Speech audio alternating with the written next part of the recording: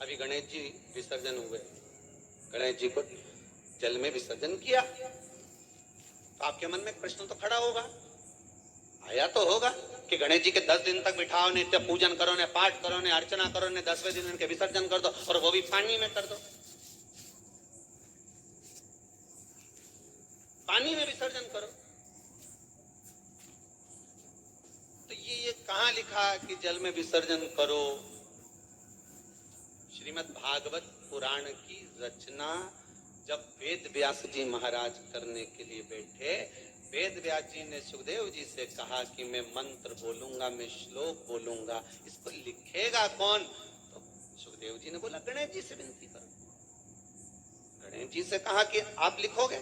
गणेश जी बोले मैं लिखने को तैयार हूं, पर बोलते बोलते तुम रुक गए तो मैंने भी लिखना छोड़ दूंगा, उसके बाद मैं भागवत को विराम दे दूंगा, मैं आगे नहीं लूंगा। अब वेद व्यास जी बड़े चक्कर में पड़ गए, क्या करें? तो गणेश जी से कहा मेरे श्लोकों में कुछ गड़बड़ी हो सकती है, उसमें से गलती को छांटना पड़ेगा, फिर लिखना पड़ेगा। कितना सुंदर संबोधन श्री वेद व्यास जी ने कहा कि मैं जो श्लोक बोलूंगा आपको लिखने के लिए है, उसमें मैं कुछ गलती करूंगा, उस गलती को छांटना है, तब श्लोक लिखना है। क्यों कहा वेद व्यास जी ने ये बात? गणेश जी भगवान है, वेद व्यास जी कहते हैं मैं तो संसारिक मनुष्य हूं ना, गलती तो कर सकता हूं। गलती कौन करता है? जम के बोलो भगवान गलती करता है क्या? नहीं, गलती कौन करेगा? मनुष्य। गलती मानव करेगा, गलती मनुष्य करेगा।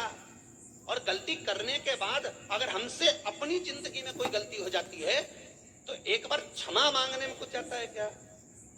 प्रणाम करने में कुछ जाता है क्या? निवेदन करने में कुछ जाता है क्या? गलती हो गई तो गणेश जी आप गलती को छांटना, लिखना। गणेश जी महाराज लिखने बैठ गए, लिखते लिखते लिखते लिखते 10 दिन हो गए गणेश जी महाराज को। शरीर में ताप पड़ने लगा गणेश जी महाराज के। और वेद व्यास जी ने गणेश जी के हाथ का स्पर्श करा तो शरीर तो तप रहा था। वेद व्यास जी ने वहीं पर श्रीमद् भागवत के श्लोकों को विराम दे दिया, अब नहीं बोले। गणेश जी लिखते लिखते लिखते लिखते लिखते लिखते थक गए, ताप पड़ गया, शरीर गर्म हो गया। वेद व्यास जी ने कब करूं क्या? 10 दिन से लिख रहा है और शरीर पर ताप पड़ रहा है, करा क्या जाए? उन्होंने गणेश जी का हाथ पकड़ा, उठाया और कहा चलो प्रभु हमारे साथ में। वेद व्यास जी गणेश जी को ले गए और ले जाकर शीतल जल में श्री गणेश जी महाराज को बिठा दिया। गणेश जी को पानी के अंदर उनको विराजमान कर दिया कि अब आप ताप को थोड़ा ठंडा कर दीजिए। शीतल जल में बिठाया। उस दिन से नियम हो गया कि 10 दिन गणेश जी बैठते हैं और फिर उनका विसर्जन होता है पानी के अंदर, जल के